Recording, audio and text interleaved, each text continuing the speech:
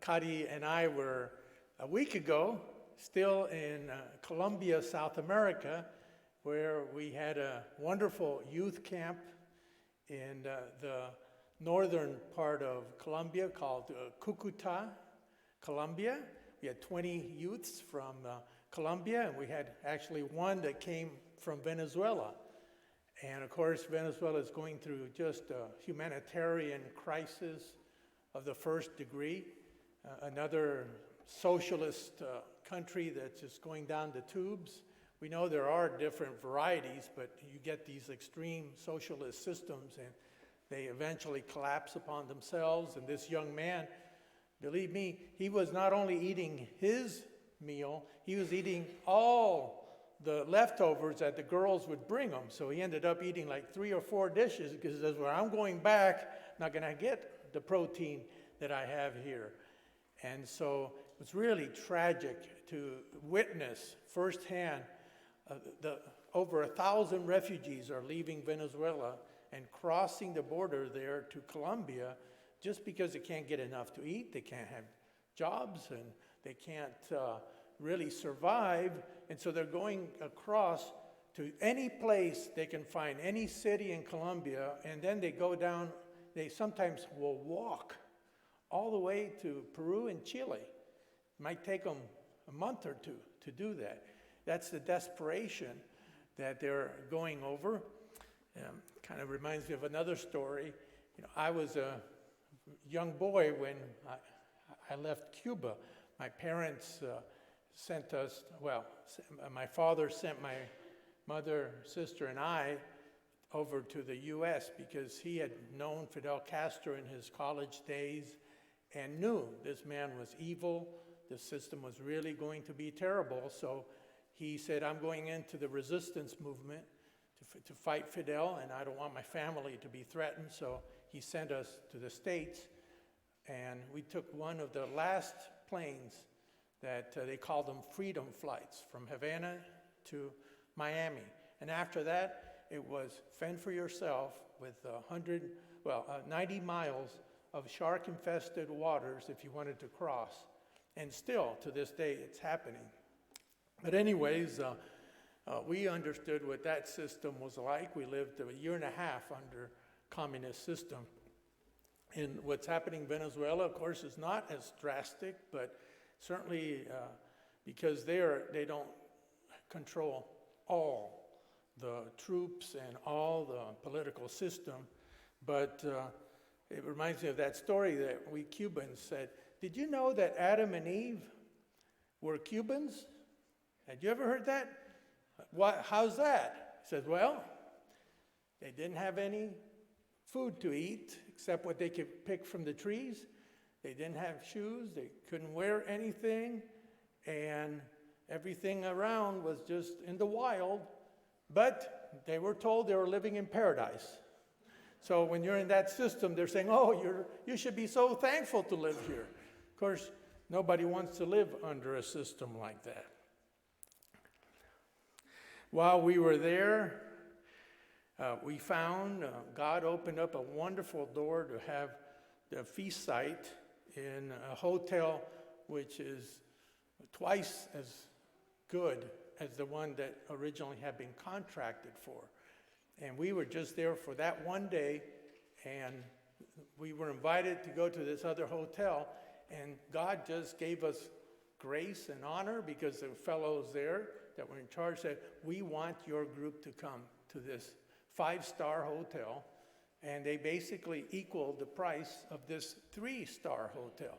So now we have a 5-star hotel in Bucaramanga, Colombia, and it is a wonderful place nestled there in Bucaramanga, a city of about 1 million, and a mountain surrounded area, nestled in those mountains, beautiful parks, and dirt cheap. You get 3 meals a day plus lodging for $50 per person. And that's a wonderful place one day for anybody who wants to have a wonderful feast, get to know the Colombian brethren, learn a little Spanish, learn a little bit about Spanish culture. And the food there is great as well. So that's being opened up now. Hopefully, God will still give us more grace and honor to keep going at that place. In Latin America, we serve 600 brethren from 9 countries, all the way from Mexico, Guatemala, El Salvador, Panama, then the South American area, that's Colombia, and we have some brethren in Peru.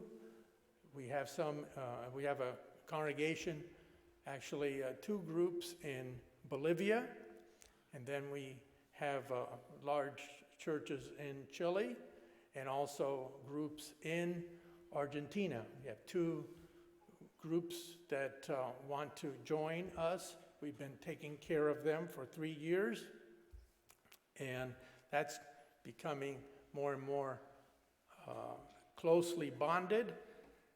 They came from more of what we call the Sardis era church, the Church of God Seventh Day.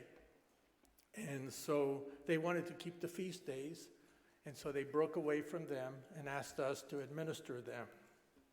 So that's going pretty well. And those are more or less, everything's going well in those areas. We give thanks to God that He's the one that sets up the people to serve, and we have the honor to do that. I'd like to begin now with the message for today. Going a bit to the past, when I had the privilege of going to Ambassador College, I remember it must have been my junior year, and every year they had what they call track and field day, where they had all the activities and running and javelin throwing. As a matter of fact, Dave Goethals used to be from this area, right? And Dave Goethals was such an outstanding athlete. I loved to play basketball, and of course he was just natural. But I remember we were practicing track and field, throwing javelins, and we've been training for, I'd say, maybe 2 weeks. And Dave Goethals came by and said, "Hi, fellows." And I said, "Yeah." He said, "Oh, you're throwing some javelins?" And he said to him, "Yeah, so have you ever done it?" He said, "No, I haven't." And he picked one up and he threw it farther than all of us. That was just a natural talent he had. He left us open mouth at the way he just had that ability.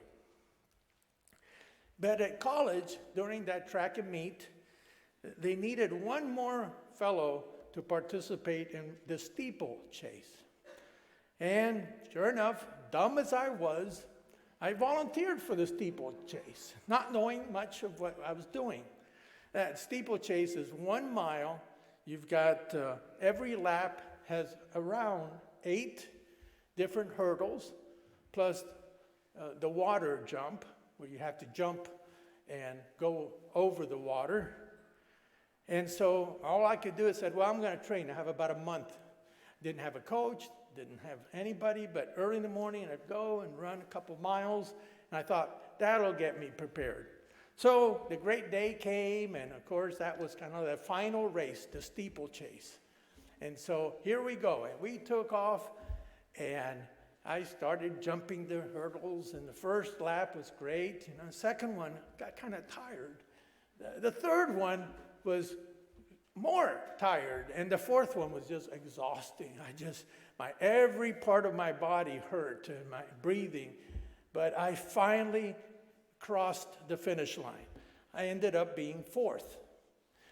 Now, there were only 4 guys running, so, okay, that'll tell you a little bit about my abilities. But I remember one thing is I wasn't going to give up. Even if I ended up last, and I wasn't really trained for that, I just crossed that finish line. And I remember a minister congratulating me because I guess he saw me tripping on my tongue and realizing how exhausted I was.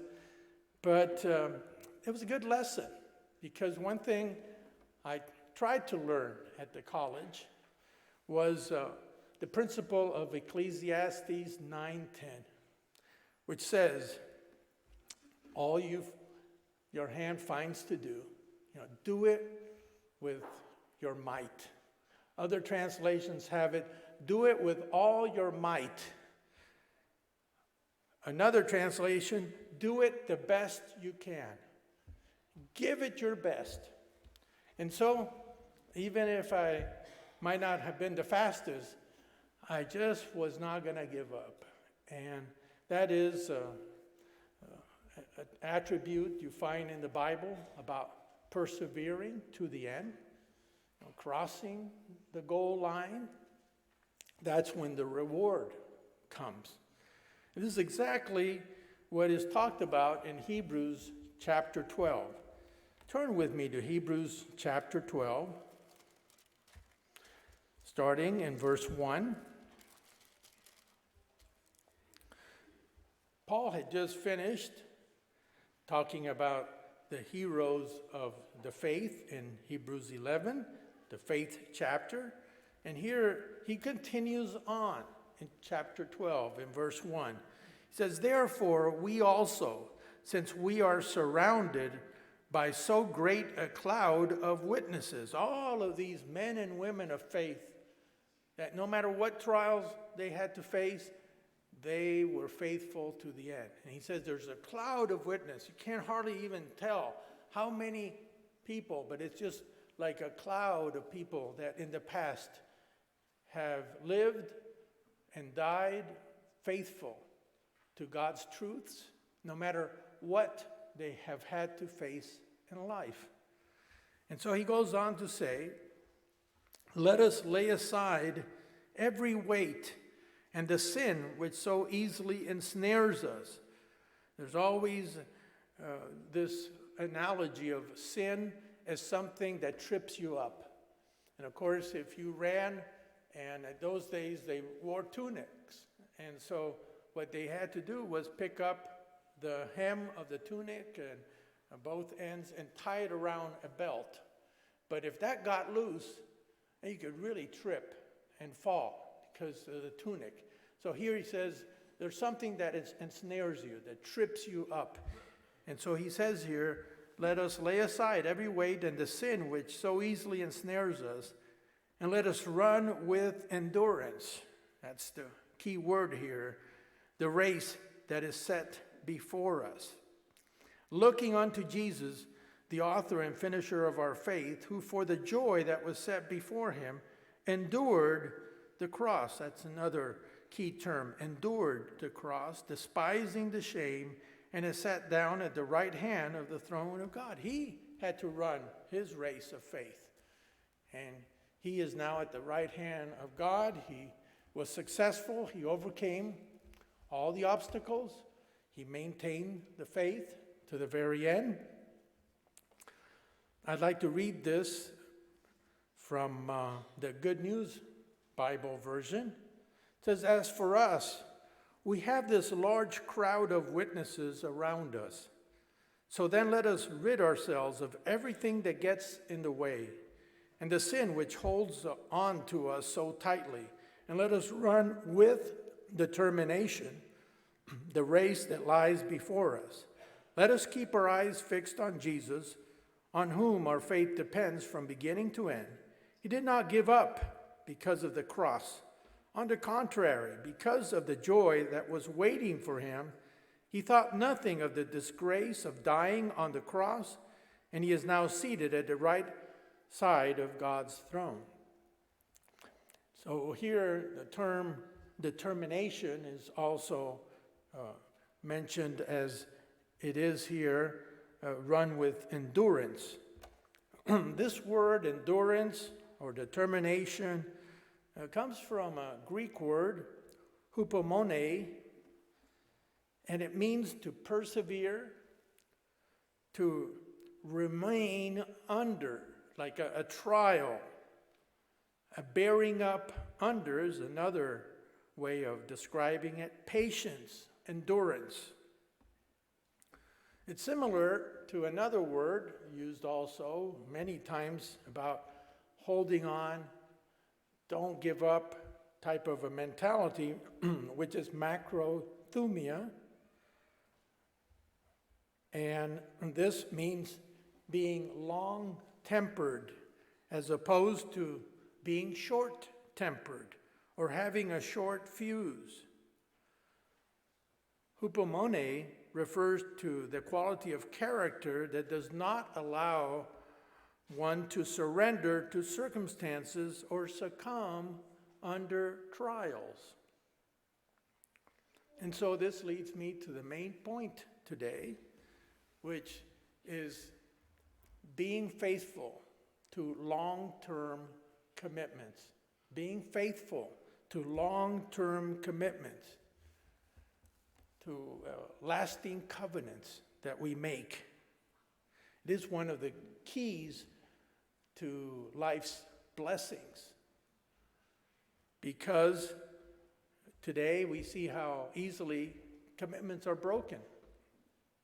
I actually asked a lawyer that's in our church there in Garden Grove, and I said, how many contracts are actually honored that your law firm draws up? And he says, about 50%.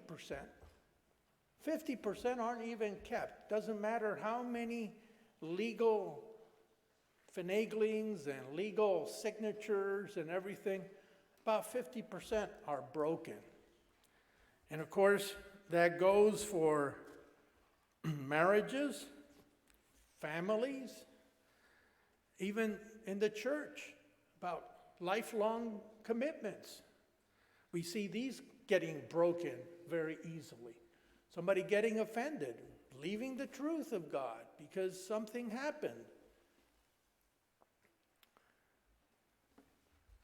And also friendships, easily broken nowadays. And so, one of the keys to being successful in our spiritual and physical lives is to keep those lifelong commitments. It breeds stability, peace, contentment, and many times success. God does not want us to give up on things. Notice in Hebrews chapter 10, verse 35, he uses the same term, hupomone, that we have already studied. Hebrews chapter 10 and verse 35. He says, therefore, do not cast away your confidence, which has great reward. He was basically pleading with these Jewish Christians. Don't go back to Judaism. Don't give up on Christ. They had been discouraged. Some of them had left the powerful Judaic religion with all the synagogues, and now they're meeting, most of them in little church houses. And to follow Christ and to follow his way of life, they'd given up a lot. But some had second thoughts, and they were thinking about going back to having Moses as the chief head and model instead of Christ. And that's why you see in Hebrews 2 where he compares Christ to Moses. And so he's saying in verse 35, don't give up. He goes on to say, verse 36, for you have need of endurance, hupomone. You need this lasting commitment so that after you have done the will of God, you may receive the promise. The promise is only to those who cross the finish line. For yet a little while, and he who is coming will come and will not tarry. Now the just shall live by faith, but if anyone draws back from that faith, that way of life, my soul has no pleasure in him. God's going to be disappointed. He thought we were made of sterner stuff. He thought that with God's Spirit in us, we weren't going to give up so easily. He says, but we are not of those who draw back to perdition.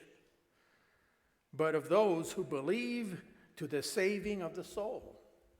That we will cross the finish line, that we will honor those lifelong commitments we have made to God. We have the same principle shown in 1 Corinthians chapter 7. Sometimes we have to continue on when there are disappointments. There's such a thing as second opportunities and third opportunities to a person who does not give up on the faith. You're going to be tested. Here in 1 Corinthians 7, verse 12, we see one of the common trials you go through. It says in verse 12, talking about the believer who's married to an unbeliever, he says, "But to the rest I, not the Lord, say, if any brother has a wife who does not believe, and she's willing to live with him, let him not divorce her. And a woman who has a husband who does not believe, if he is willing to live with her, let her not divorce him. For the unbelieving husband is sanctified by the wife, and the unbelieving wife is sanctified by the husband. Otherwise her children would be unclean, but now they are holy." In other words, somebody that has God's Spirit is still a positive influence to that other person. And we have seen many times through the good example of the husband or the wife that's a believer, that eventually the spouse starts coming to church. Sometimes the children will start coming to church, whereas if they would have just completely dissolved their marriage at that time, there wouldn't have been that contact with God's truths, with God's way of life. And then he goes on to say,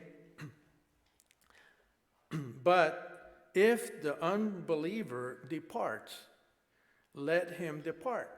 Here's a difference. What happens if the person who is a believer, they're doing their job, but the unbeliever says, "I don't want to live with you anymore. I'm not going to accept this."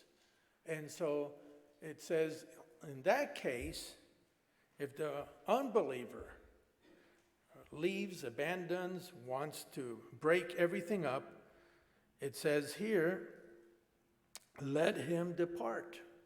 So it doesn't say you're a slave to that person for the rest of your life. If that person is going to make your life miserable, doesn't want to be living a marital life, here God says you have the option then. A brother or sister is not under bondage in such cases, which means under the compact that you'd made, everything else that the person has violated and completely besmirched that relationship. It says God has called us to peace. And so you have to begin anew, but you don't give up. It says in verse 39, there's one condition. Once that happens, it says a wife is bound by law as long as her husband lives, but if her husband dies, she is at liberty to be married to whom she wishes, only in the Lord. So, okay, you have a chance to redo, maybe marry somebody in the church, in the faith. That's the option you have. That God says you have an opportunity now to have somebody who's going to share the faith with you, to walk and to make that commitment and to finish that race. Because this is an endurance race. It isn't a short-term 50-yard sprint or 100-yard sprint. It is a marathon. It is a time where you have to know how to pace yourself, because this is a race that's going to take us all our lives. And we only get the reward after we cross. If we abandon the race, no reward. That's what the Bible tells us. We have to endure to the end. We have to persevere. Let's look at an example. In Genesis 18 of Abraham, talk about endurance. Abraham was full of this perseverance. He had that spirit. Genesis chapter 18, in verse 17. Why was God so trusting and believing in Abraham? He reveals it here in Genesis 18, verse 17. He says, "And the Lord said, shall I hide from Abraham what I am doing?" This was right there in Sodom, where God was going to intervene. "Since Abraham shall surely become a great and mighty nation, and all the nations of the earth shall be blessed in him. For I have known him." He knew his character. He didn't give up. "In order that he may command his children and his household after him, that they keep the way of the Lord, to do righteousness and justice, that the Lord may bring to Abraham what he had spoken to him." So God knew Abraham's character. Now God was working with Abraham. But Abraham was one that won God's trust. He says, this isn't just going to be Abraham and his wife. He's going to teach his children and the children after him. And sure enough, Isaac became as his son, the man of faith. And then afterwards, it was Jacob. So there was something about Abraham's character that had that hupomone. He wasn't going to give up. Abraham had 3 great trials in his life. I'm sure there were other ones, but 3 great ones. The first one was when God told him to leave his household, leave his country, leave his job, and all the wealth that he had there. And he said, I'm going to take you to somewhere else. And Abraham just persevered and said, I'm following God. No matter what he tells me to do, I'm going to follow his lead. And so he picked up and left, and it says in the Bible, he didn't know where he was going. But he knew he was walking with God, he was obeying God, and he was trusting God. Sort of reminds me when we were there in Colombia, when we got to the feast site, the hotel, and we looked around, it looked nice, and all of a sudden, the fellow that was with us, Jaime, said, this gentleman has invited us to another place. And we went over there, and it was so much better section of town, everything. And we're thinking, no way they're going to match the price that we're getting. But we did our part, and God actually parted the Red Sea for us. It was incredible, the favor and grace that we had. And it wasn't because of us. God was working things out. And that's the way Abraham, he knew God wasn't going to abandon him. He was following God by faith. He didn't know where he was going, but he knew that's what God has called you to do. Everybody here who has received God's Spirit had to sacrifice a lot to be where you're at today.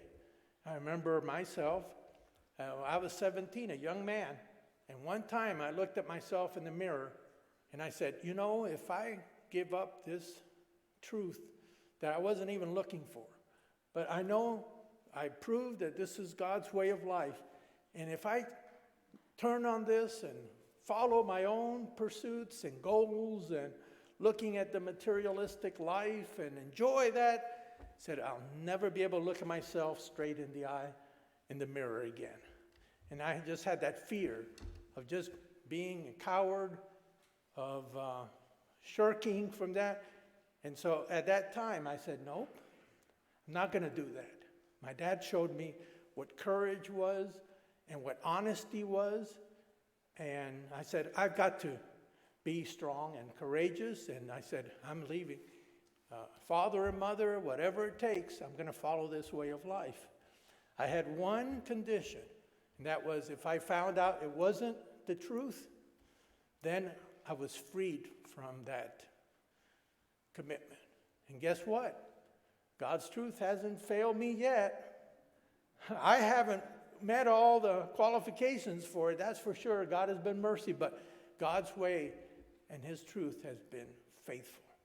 And so we have all had to leave things behind and follow God's way. And guess what? It's much better than any other life we could have chosen for ourselves. That's my own take on it.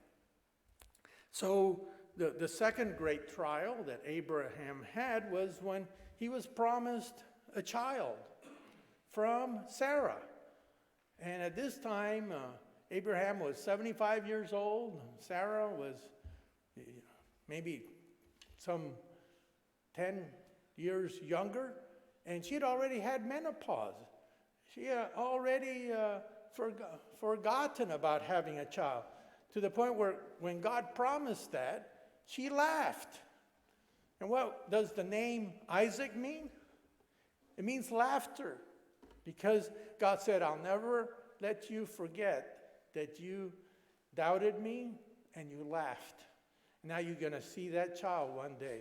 It will remind you of what I can do.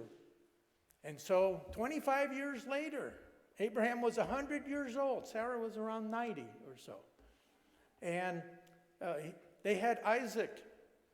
And again, it says that Abraham never lost the faith that God was going to carry it out, even if his body had completely deteriorated to that point. And it showed his perseverance in the faith, waiting 25 years for a child like that. And the child of promise, from which all the tribes of Israel would one day descend. And then the third great trial was when God, later on, Isaac was probably 15, 17 years old.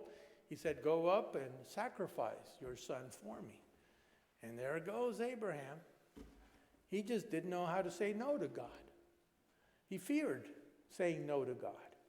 And he went up, and when the knife was already descending, and God saw, if I don't stop him, he will do it. And then he says, now I know you are faithful. You have that persevering spirit. Look, notice in Hebrews chapter 6, goes into this a little deeper. Hebrews chapter 6, about Abraham's faith. Verse 13.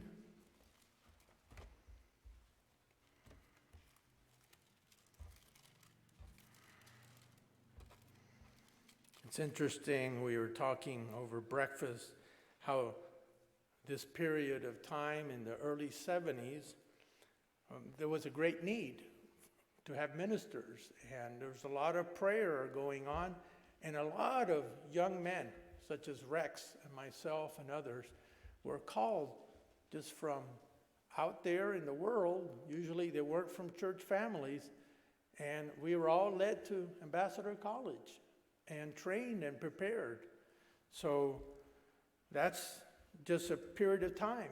A lot of the ministry came out of that special period.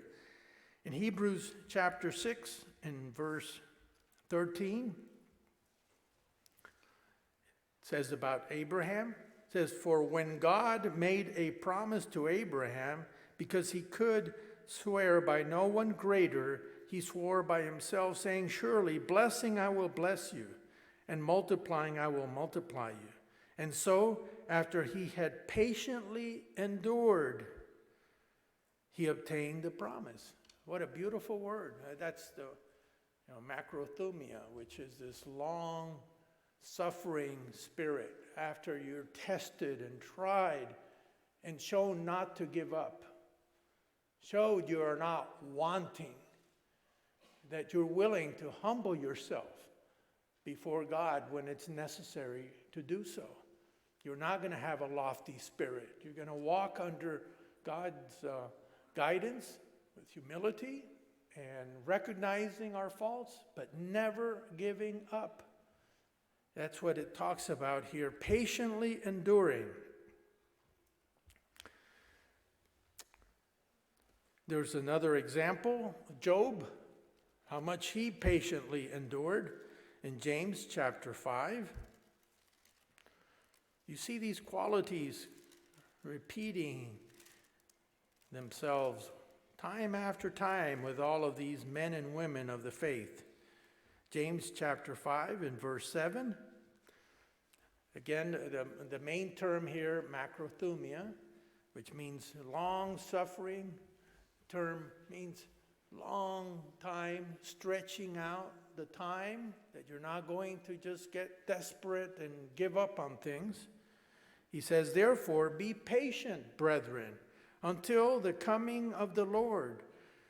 See how the farmer waits for the precious fruit of the earth, waiting patiently, macrothumia again, for it until it receives the early and latter rain. You also be patient. Same word. Establish your hearts, for the coming of the Lord is at hand. Do not grumble against one another, brethren, lest you be condemned. So we need to have long suffering with brethren as well. Behold, the judge is standing at the door. My brethren, take the prophets who spoke in the name of the Lord as an example of suffering and patience. Again, macrothumia. And then in verse 11, he uses the alternative synonym, which is hupomone. Indeed, we count them blessed who endure. That's the hupomone. You have heard of the perseverance of Job and seen the end intended by the Lord, that the Lord is very compassionate and merciful. And so this is one of those main traits that we all need to grow and develop and realize God wants us to have that spirit of endurance. Sometimes the trials are really tough, but afterwards, if you are faithful, if you endured, you go back and say, you know, we grew spiritually from this. We learned to draw closer to God. There's a saying, what doesn't kill you makes you stronger, and that's quite true. After you overcome something, you realize you're not the same person as before you overcame that. You have a little more confidence. You're willing to go through the next trial with more faith, with more patience, with more endurance. This is what God is teaching us. Christ certainly showed that persevering spirit, and he told us in Luke chapter 9, he doesn't want us to give up or to give in. He didn't call us to be quitters. Luke chapter 9 and verse 61. Somebody wanted to follow him, but first of all, here's this golden opportunity to follow God in the flesh. But this person says, well, I'm really not ready yet. Let me get my house in order. Let me do all the dismissing everybody, and let's have a party farewell and who knows what else. It says in verse 61, and another also said, Lord, I will follow you, but, that's the key word, but let me first go and bid them farewell who are at my house. Now, in that type of background in the Middle East of those days, that could take weeks. You go back and then get all your things in order and finally decide to follow Christ. Probably wasn't going to be there very long. You had to make a decision right there and then. And so Christ went on to say, no one having put his hand to the plow and looking back is fit for the kingdom of God. Like if you're not ready to put your hand on the plow at that time, you're not going to be ready. You're not going to appreciate and truly realize the blessing and privilege you're having. And so once you put your hand to the plow, it's not easy. Plowing is not just pushing a nice little golf cart in a golf field or golf course. No, it's work. And anybody who's ever had to plow, or even if you see a tractor and all the power that a tractor needs just to open that ground up. And of course, the emphasis is as you plow, you have to keep your eyes on the goal, or else all of your rows are going to start slanting and going sideways. But if you keep your eyes on it, I know I used to do that mowing grass. You have to keep your eyes so you keep that straight row. And also, there are going to be rocks in the way. There are going to be all kinds of impediments.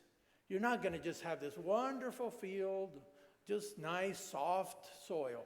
You're going to find that plow. Sometimes it's going to vibrate as you hit a rock. It's going to try to get you to detour and go off to the side. And so it's the same type of commitment. He says, once you put your hand to the plow, you don't look back and say, oh, I wish I never put the hand up. I wish I never would have been part of the church. That's embarrassing to what God has gone through just to get us in the church. For us to so summarily just dismiss it as, well, no, it's not for me anymore. Well, again, Christ said, look, you've got to commit and make that commitment firm. Notice in Luke chapter 14, he goes on to say, just a couple of chapters afterwards, taking the same principle he had just talked about recently, verse 25. He says, now great multitudes went with him, and he turned and said to them, if anyone comes to me and does not hate, and the term here means love less, and does not love less his father and mother, wife and children, brothers and sisters, yes, and his own life also, he cannot be my disciple. So he says, you've got to make sure you're going to put me first. God doesn't want us to put him in the back seat, and then when we get into trouble, oh, we ask God, please come and intervene, help us. And then when everything is solved, okay, now get back in the back seat, and I'm going to do the driving again. God doesn't want that. He wants us to trust him. We've got a part to do, but he's the one that runs the show. He's the one that should run our lives.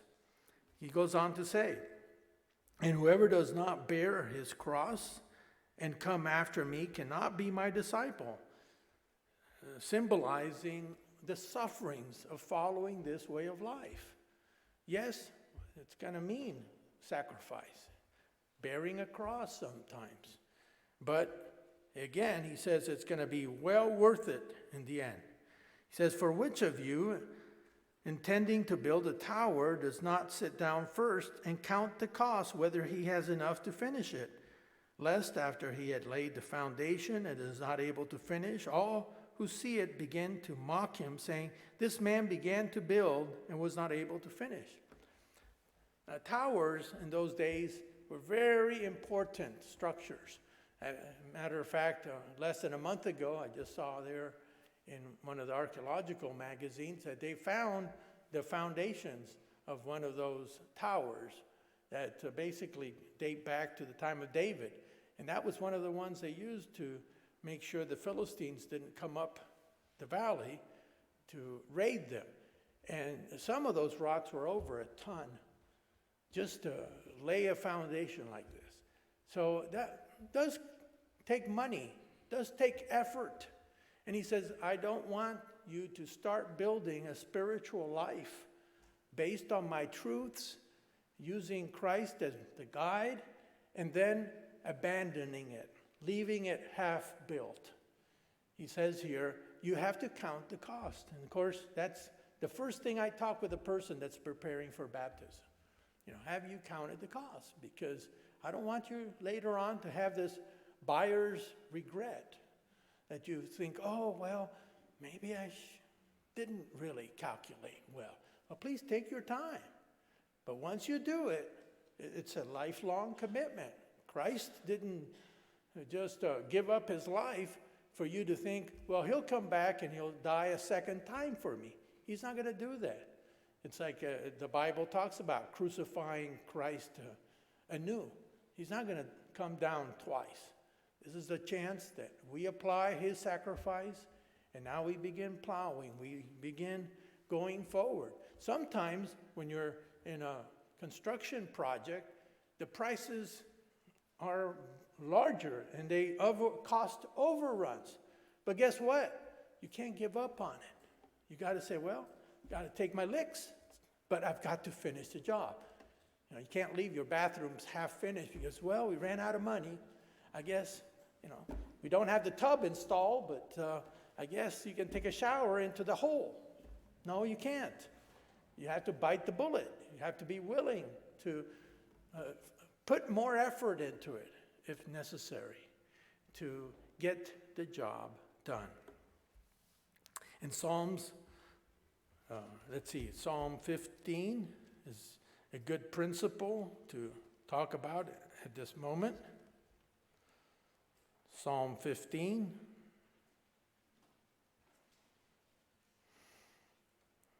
I'll read the first couple of verses.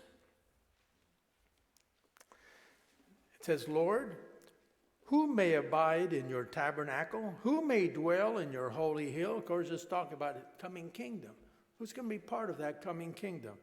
And God answers, he who walks uprightly and works righteousness and speaks the truth in his heart. He who does not backbite with his tongue, nor does evil to his neighbor, nor does he take up reproach against his friend, in whose eyes a vile person is despised, but he honors those who fear the Lord. He who swears to his own hurt and does not change. So make commitments. Sometimes it comes out more costly than what you thought. But it says here, you have to accept. You already gave your word. You already committed. I think all of us have had times when we've made a commitment, maybe shook our hands about it, and then later on, here comes a better deal. And then you have to say, well, I'm sorry. I already gave my word. I already committed. And you take whatever loss, because your word is important to God and to man. So there are 5 terms in running this endurance race that is very important.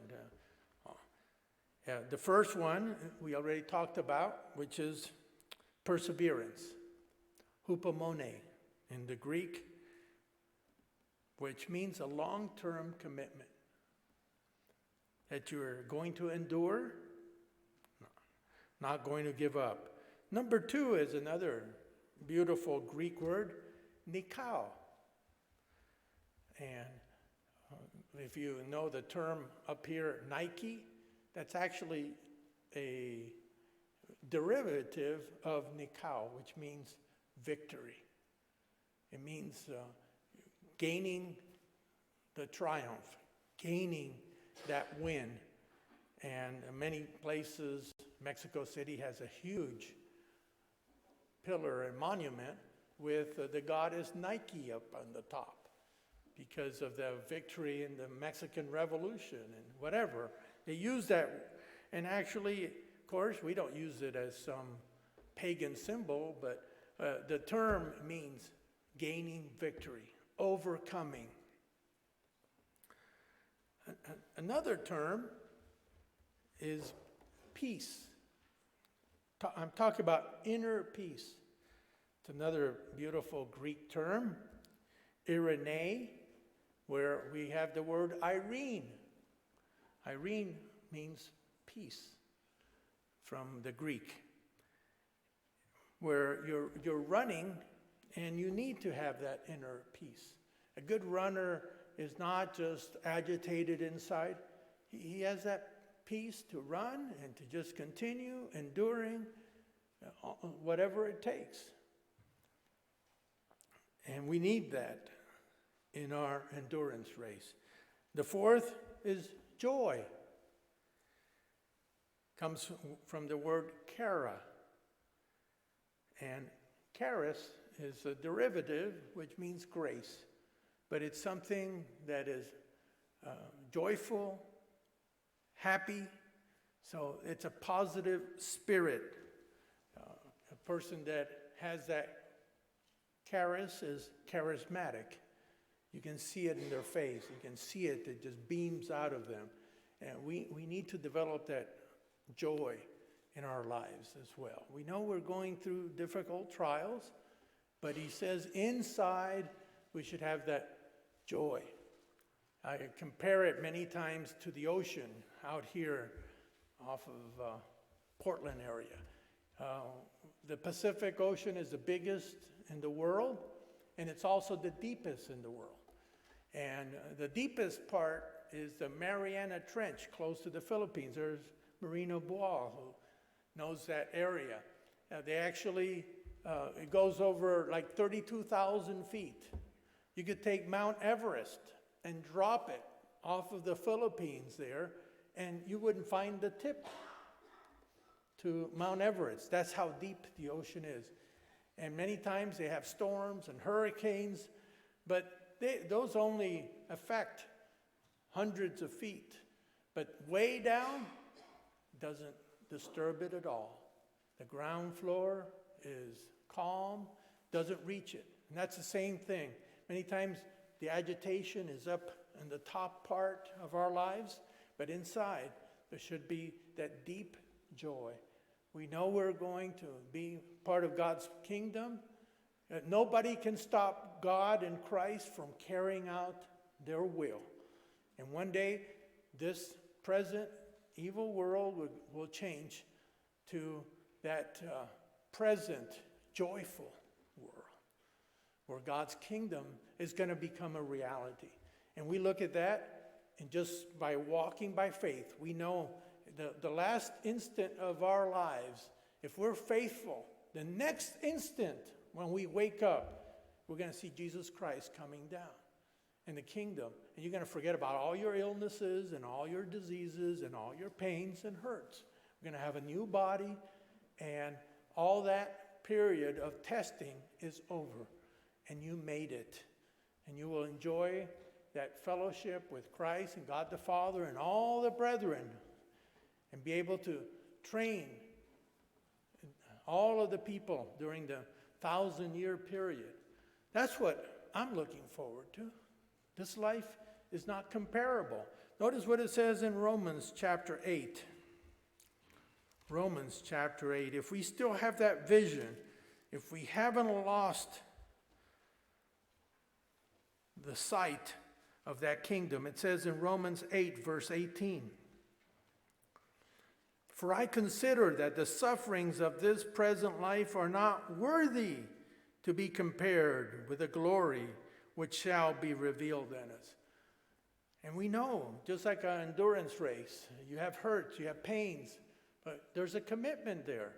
And once you cross the finish line, boy, there's joy, there's happiness, there's fulfillment. That's what God wants us to feel. The final fifth characteristic is we need love. Agape, which is sacrificial love. If people had this main character in their lives, how different things would be. Sacrificial love to me is the key to our lives. The willingness to serve and love people more than yourself. That you put them first, not yourself.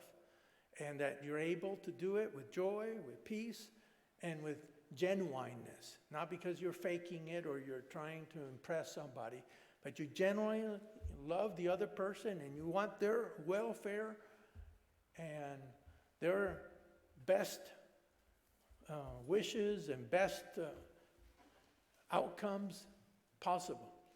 At the youth camp, we have a chance to put children first. And boy, do they love that. When there's that outgoing flow of God's Spirit and loving and willingness to sacrifice yourself for others, they will do anything for you. You don't have to worry about kids many times misbehaving. If you're doing that type of spirit and they're seeing the sacrifice and giving of yourself for them, I tell you, they will reciprocate, and it will be a wonderful atmosphere. We just saw that in Colombia.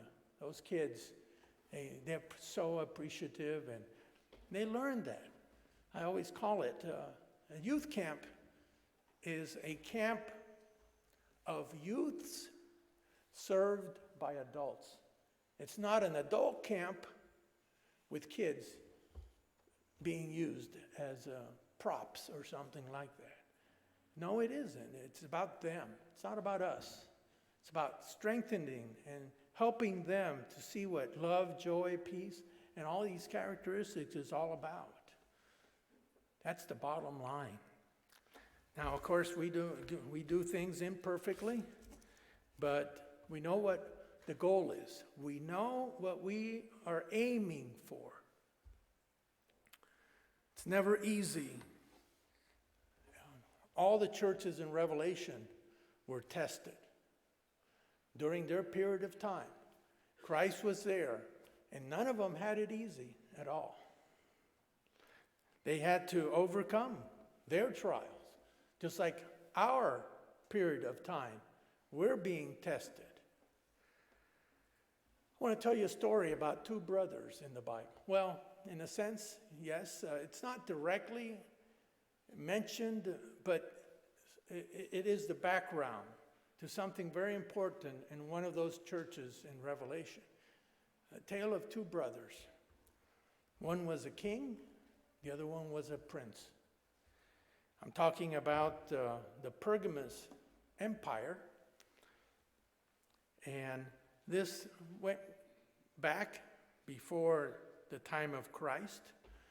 The king was named Eumenes II, and he had a younger brother, Attalus II. And history tells us that Attalus was so faithful to his brother that even the Romans recorded how this brother was so remarkable in his loyalty to his brother king. Attalus became Eumenes' trusted general, won several battles for him, risked his life, and then he was sent to Rome as an ambassador because they were allied to the Roman Empire at that time.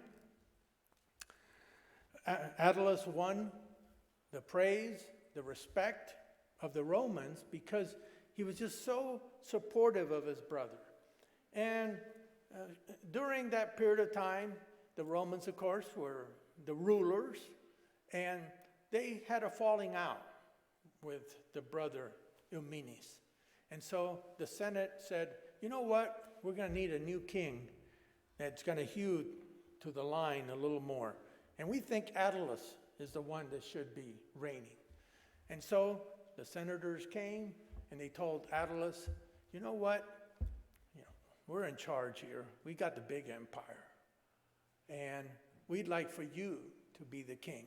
And we will back you and overthrow your brother. And Attalus says, no, I'm not going to accept that. I'm not going to be faithless. I'm not going to betray my brother. And you can do whatever you want to me, but I will not betray my brother. Well, ambassadors were so shocked that here's somebody they couldn't bribe. They couldn't win over with political favors and anything else. Later on, when Eumenes visited the Roman capital, coming back, Attalus was back in the Pergamum Empire. By the way, how many have seen the Pergamum Museum in Berlin? Anybody seen that Pergamum? Okay, at least we have one. Boy, I tell you, that is one of the most impressive places. It talks about that Pergamum Empire, where Eumenes was one of the rulers. And so Eumenes was returning from Rome when there was a conspiracy against him. And he got ambushed with all his men, and basically everybody got killed, and nobody knew anything about Eumenes. And so the word got back that Eumenes had been killed. And sure enough, no other messages of him anywhere. And so, very sadly, Attalus said, well, I'm going to have to be the new king. And everybody said, yes, you should be the new king. We need a king. We can't have this vacuum. And so, sure enough, he married his brother's wife, who was a queen, and he became king. And 3 months later from that incident, I'm talking roughly here, Eumenes shows up. He had hidden and he had survived. It had taken him 3 months to get back to Pergamum area. And so he showed up, and Attalus was the new king. He had the wife of his brother. And you know what Attalus did? He hugged his brother, took his crown off, put it on top of him, and he said, I'm annulling the marriage. You have your queen back. Well, as a result of all of these loyal and faithful acts, Eumenes decided to establish a new city in the kingdom of Pergamum. And that city was called Philadelphia, which is called the city of brotherly love. Now, we've heard about brotherly love, but it actually had to do with the two brothers and the faithfulness of Attalus toward his brother. And eventually, his brother died. Attalus became the king and continued with the empire. But it's interesting what the New Bible Dictionary states about Philadelphia, as it says in Revelation. And this is its comment. It says, as Philadelphus, because actually he was given the name by his brother, so it's Attalus Philadelphus, the brother lover. He actually had a title. And so it says, as Philadelphus was renowned for his loyalty to his brother, so the church, the true Philadelphia, inherits and fulfills his character by its steadfast loyalty to Christ. That's from page 926 in the dictionary. Thus, the church in Philadelphia was reminded by Christ to have brotherly love toward him and also to the brethren. For that is what true brotherly loyalty is all about. And yet, unfortunately, it's quite rare. But we inherited the spirit of Philadelphia. And God opened up the doors. And he's testing us. And there's going to be a time of trial that is coming upon this world. And if we are faithful, if we maintain that brotherly love, we will go through that trial. Notice what it says in Revelation 2, talking about the church of Philadelphia, Revelation chapter 2. And we believe, by all the indicators, that this is talking about our present time and in the future. Revelation 3, it says in verse 7, it says, and to the angel of the church in Philadelphia write, these things says he who is holy, he who is true. Remember how Philadelphus was true and faithful? He says, he who has the key of David, he who opens and no one shuts, and shuts and no one opens. Christ is the one that has that key. He's the one that opens up the events that are necessary to carry out his will, the Father guiding him, directing him, but Christ is the head of the church under God the Father. He says, I know your works. See, I have set before you an open door, and no one can shut it, for you have little strength. For you have kept my word and have not denied my name. So there's going to be persecution, but he says during that time period, there's going to be an open door. And we thoroughly believe, as Paul mentioned about open doors, being opportunities to preach the gospel to the world. And we have had some enormous doors that have opened up in the last 100 years for us. He goes on to say, indeed, I will make those of the synagogue of Satan, who say they are Jews and are not, but lie.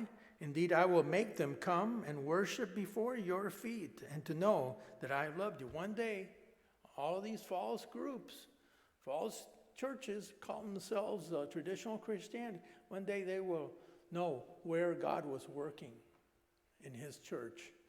And he says, verse 10, the promise, because you have kept my command to persevere, hupomone, to endure, to continue, to be faithful with your commitments to the end. I also will keep you from the hour of trial which shall come upon the whole world to test those who dwell on the earth. That has not happened yet. But there's a time when the whole world's going to be shaken up. And he says, those that are faithful, I will protect you. I will be with you. You won't have to suffer the same consequences as the others in the world. While my wife and I have visited Latin America, we've been since 1980, basically. So it's been 39 years. It's almost 40 years that we've been visiting, and we lived 23 years in Latin America. We lived 17 years now in the States afterwards. So it's a good balance to know both cultures and languages.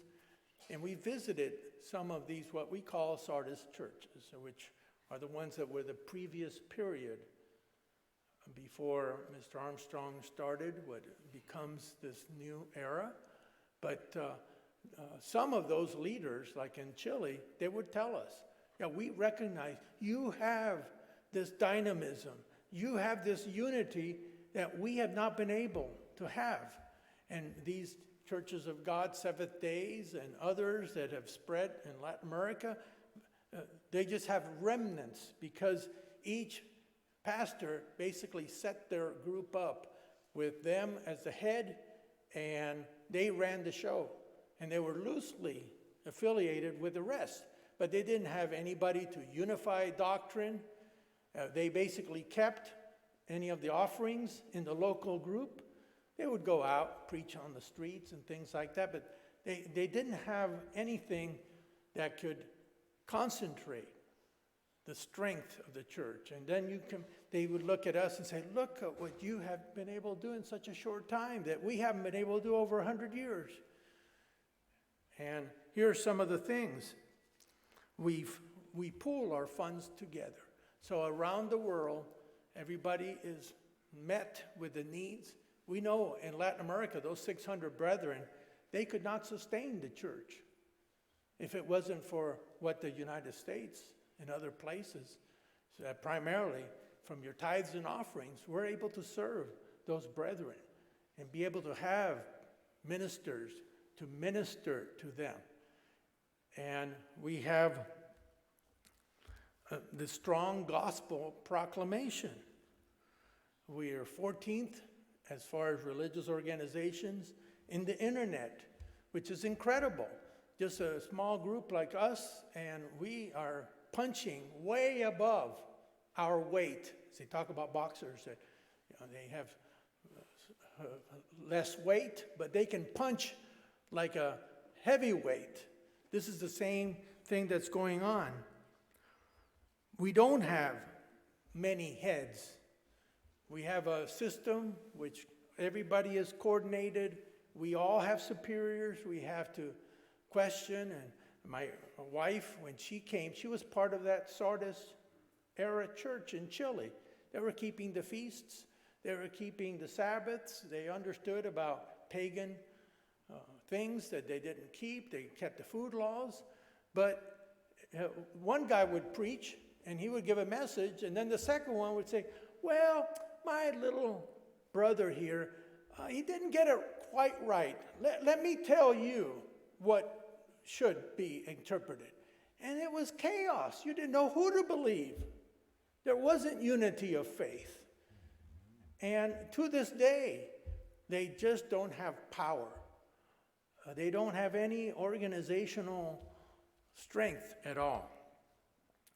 Now, it doesn't mean that they haven't done things at all. But as far as getting the gospel out to the world and feeding the flock, we have the home office, which gives us that centrality to focus everything, to spread the monies around the world so everybody is able to feed the flock. Recording studios and YouTube. We have the Spanish translations of the Beyond Today program, just as in German and many others. And so we have a lot to be thankful about, that we're living this period of time, and we have a church that we have committed ourselves to. So again, we got 5 key words to remember: in marriage, in our families, in our church, and in our friendships. Perseverance, victory, you got to go for the win. Overcoming, peace, that inner peace that we need, that inner joy, and finally that love. Let's go to final scriptures. In 1 Corinthians 9:27, Paul uses the analogy of the long-distance race. 1 Corinthians chapter 9 and verse 27. It's the race that we are running now. Let's see. That's verse 24, rather. 1 Corinthians 9, verse 24, it says, "Do you not know that those who run in a race all run, but one receives the prize?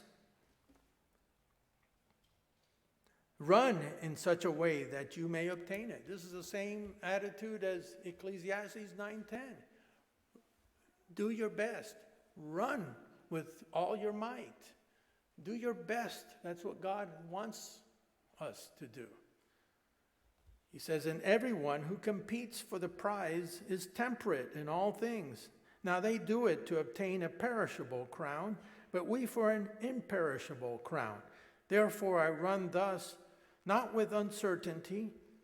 And by the word race here comes from the Greek agon, where we get the word agony, because those races, those long-distance races, were an agony to run.